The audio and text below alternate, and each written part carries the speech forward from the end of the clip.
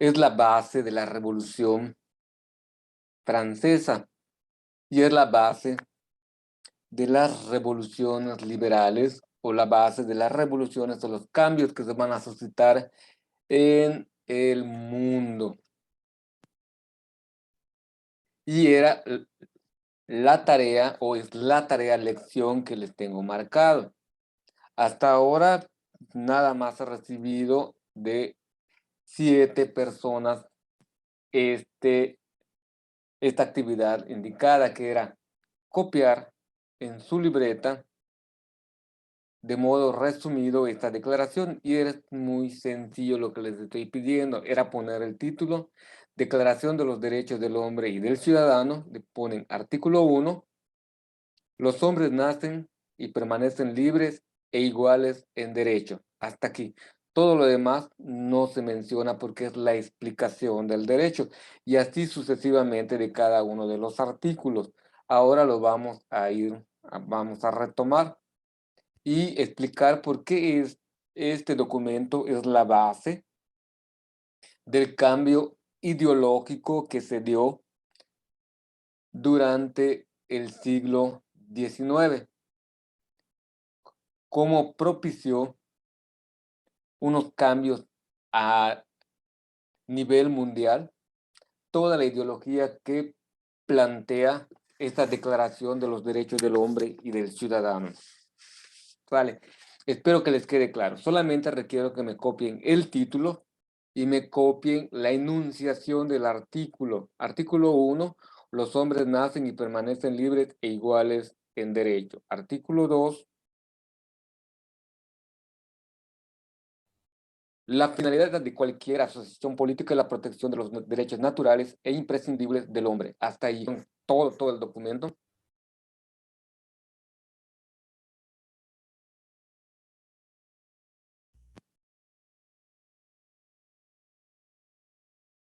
Aquellos que hacen falta, por favor, no dejen pasar mucho tiempo para ponerse, les estoy dando. Les tengo subido el documento y algunos, por ejemplo, nada más les tengo porque son la explicación del documento. Y lo que me interesa a mí es que ustedes conozcan los artículos. Retomando lo de la clase. Artículo 1. Los hombres, derechos.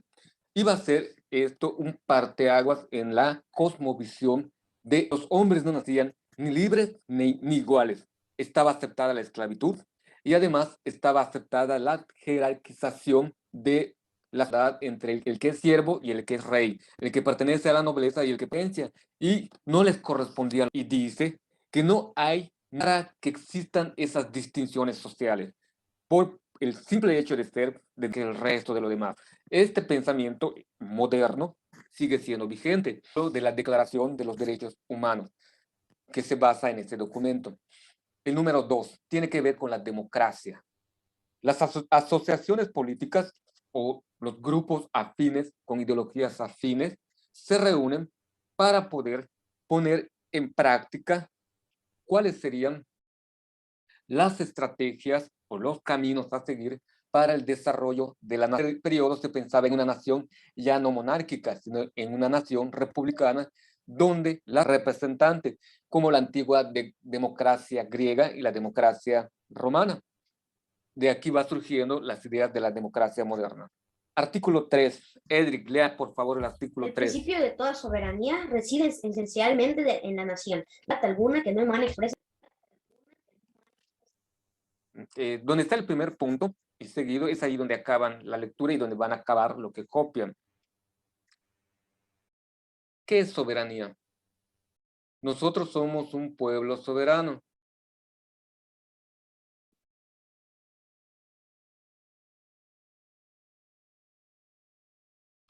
La soberanía habla de o se refiere más que nada a la autonomía.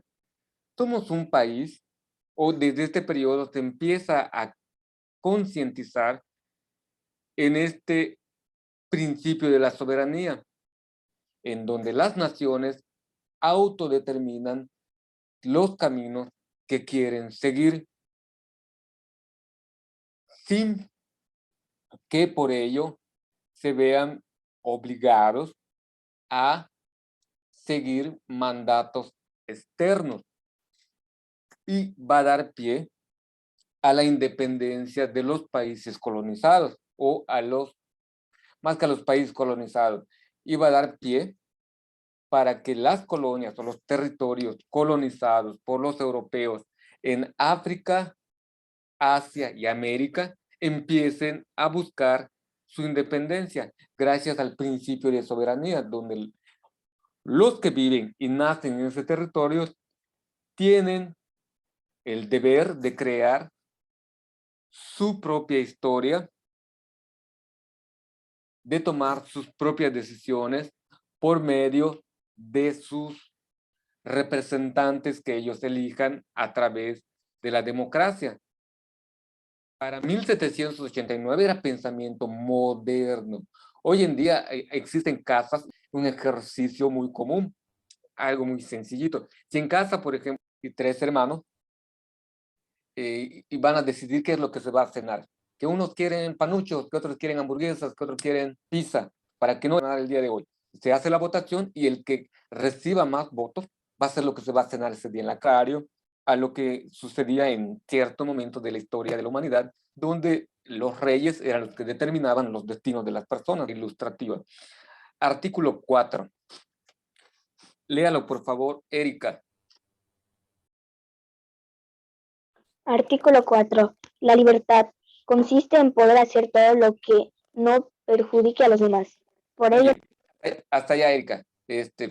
Recuerden, y era lo que requería que ustedes, o lo que requiero que ustedes copien. No lo olviden. Solamente artículo 4 y desde ahí. El principio de la libertad. Todo ser humano nace libre, pero existe lo que se llama conflicto de derecho. Mi libertad termina donde inicia, donde llega el derecho del otro. Y en común acuerdo podemos respetar nuestros derechos y nuestras libertades. Yo soy libre para ir y venir. Imagínate en un espacio público. Hay una banca, ¿sale? Como banca pública, tú puedes ir sentarte allá y todos los días, tú a las 7 de la noche sales y te sientas en esa banca. Ir. Pero resulta que un día llegas 7:05 y estoy acostumbrado a sentarme allá y es mía, por decirlo de algún modo. No. Es correcto. El espacio es público, también él tiene derecho a estar allí. Y como alguien está en ese lugar que yo acostumbro a usar, también tiene derecho y no me voy a poner a decirlo, pero muy común que va sucediendo. Constantemente se va dando estos conflictos derivados a las implicaciones que tiene la libertad. No es solamente decir soy libre y hago lo que quiero, sino lo que quiera. Puede hacer lo que quiera siempre y cuando no perjudique al otro sujeto, a la otra persona. Artículo 5. La ley solo de la sociedad. La ley debe ser punitiva, es de aquellos actos que van a ir en contra de los derechos de los demás. Básicamente, no matar, no robar, no difamar. Por mencionar a alguien infrinja alguna de estas normas, el Estado tiene la obligación de sancionar a aquel que está cometiendo una irregularidad contra esos derechos que van a llevar a... Existía, por ejemplo, la ley del talión, del ojo por ojo, diente por diente. Si alguien robaba de gravedad de lo que hayas robado, así como podías perder un dedo, podías perder la mano, podías perder el pie, e incluso en casos muy extremos y graves, hasta la casada, cuando guillotinaron a Luis XVI y a su esposa María Antonieta. Era un modo de cómo se aplicaba la ley. Artículo 6 general, es decir, los que realizaban los códigos, los que realizan las leyes, deben representar los deseos generales de la población, los derechos de particulares, que era lo que sucedía previo a la aparición de esta declaración, y del clero, o clero, nobleza.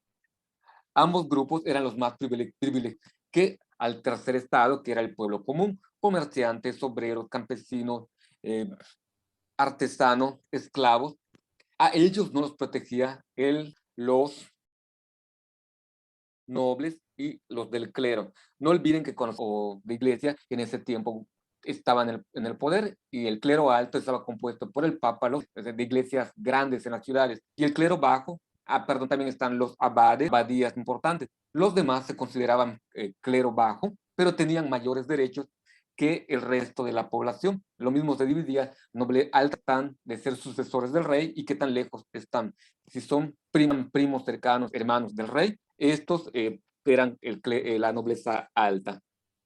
Este artículo 7 es fundamental. Ningún hombre puede ser acusado, arrestado o detenido, salvo en los casos determinados por la ley y en forma determinada por ella, porque esa puede llevar a la cárcel, se te puede invitar a hacer una declaración para esclarecer algún conflicto, pero no se te puede llevar de modo arbitrario. Artículo 8. La ley solo debe establecer vías. La ley debe ayudar a regularizar la convivencia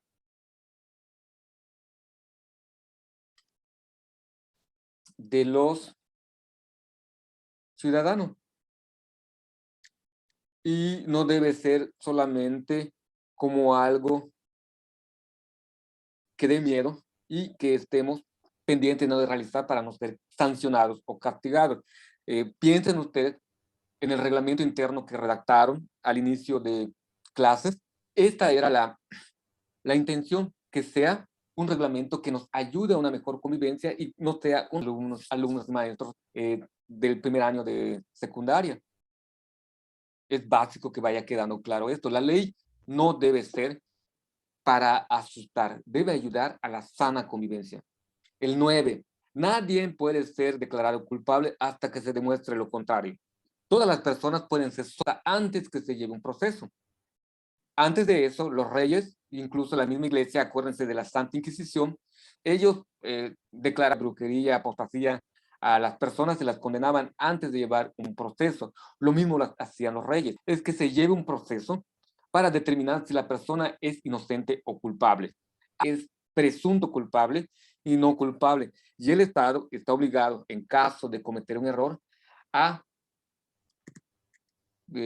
subsanar, a pagar los daños y perjuicios que pueda ocasionar este proceso en donde sobre todo si no fue detenido en infragante, es decir, realizando la acción que pueda ser sancionada. Artículo 10. Nadie debe ser incomodado por sus opiniones, inclusive religiosas, excepción o pide que se respete el libre pensamiento de los sujetos, a pesar que no estén acordes a lo que proponen el Estado que está gobernando. Artículo 11 es seguimiento del artículo 10, donde pide que las opiniones es uno de los derechos más valiosos que tiene el ser humano y su respeto debe garantizarse. En formación cívica y ética se les menciona con mucha frecuencia que debemos ser muy respetuosos a lo que nosotros pensamos.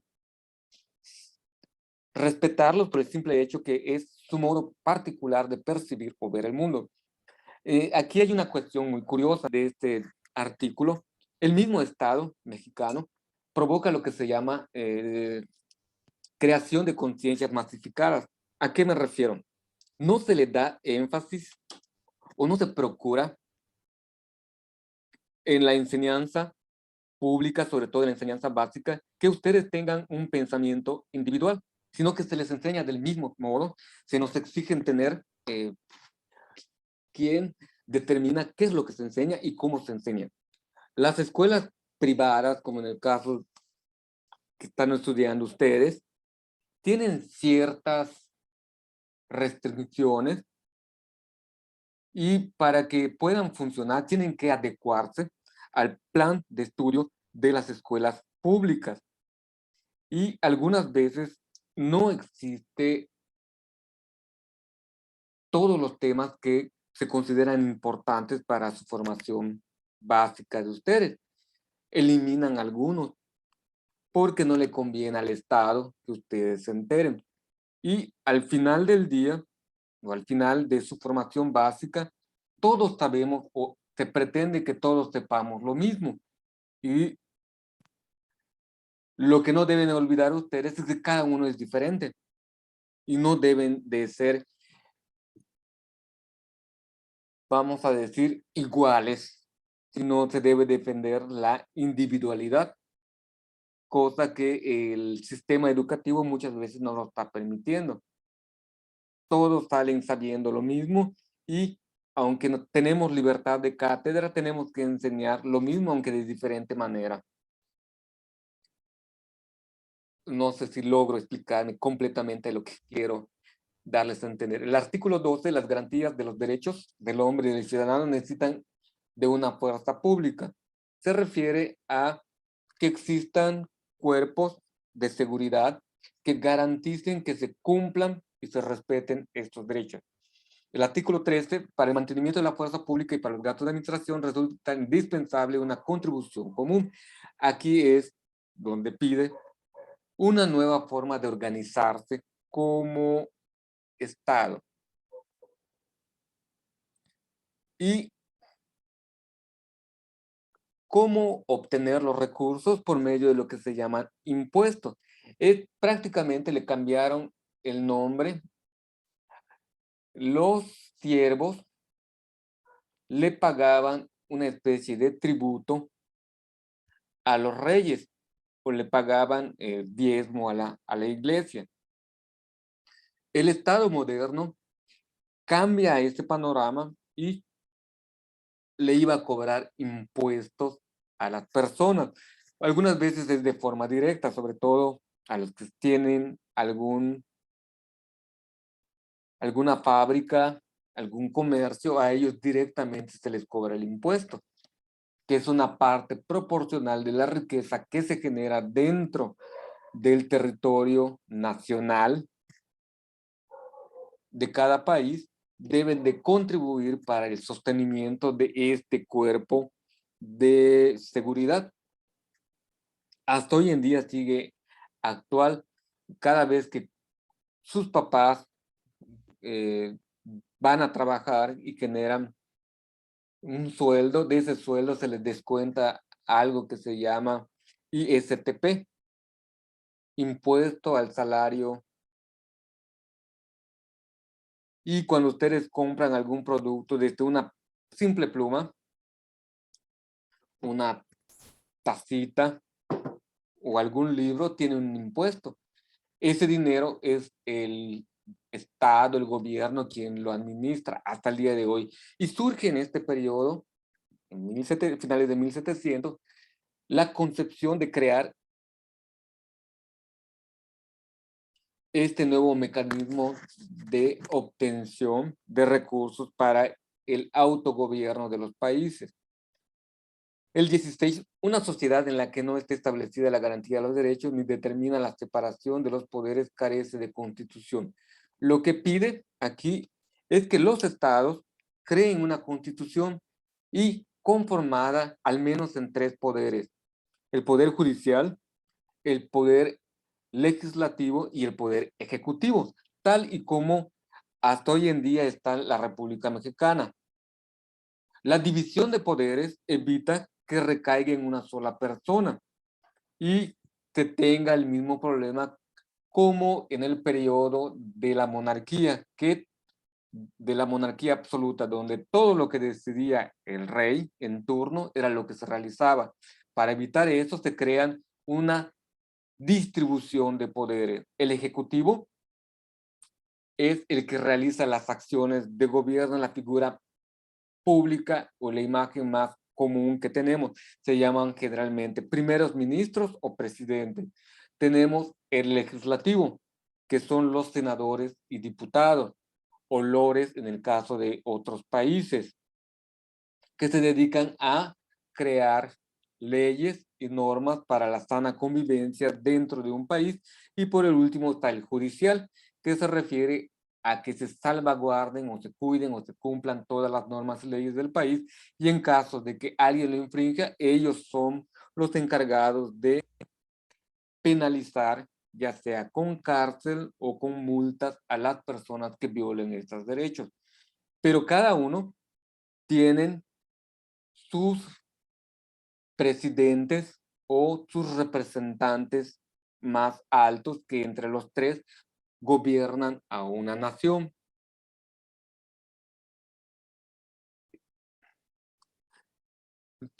Es indispensable, por favor, que tengan esos conocimientos básicos de la Declaración de los Derechos del Hombre y del Ciudadano, como cuando empecé la sesión. Es la base de donde se empezó a construir la visión nacional que hasta hoy en día tenemos. todo lo que les he comentado durante esta sesión de clases tiene que ver o son parte de cómo estamos organizados como país y empieza a surgir en este periodo. Todo lo que vamos a ver posteriormente va a estar influenciado por esta carta. Ya vimos las guerras napoleónicas, pero como no todos realizaron esa tarea que les tenía pendiente, por favor háganla, la retomé el día de hoy. Y en la siguiente sesión de las clases vamos a ver qué sucedió después de las guerras napoleónicas, que se llama la restauración, y cómo la restauración viene a ser retirada por esta carta, porque los que ya habían tenido experiencia y estaban de acuerdo con lo que esta declaración decía, vuelven a retomar y se vuelve a crear una república. ¿Sale?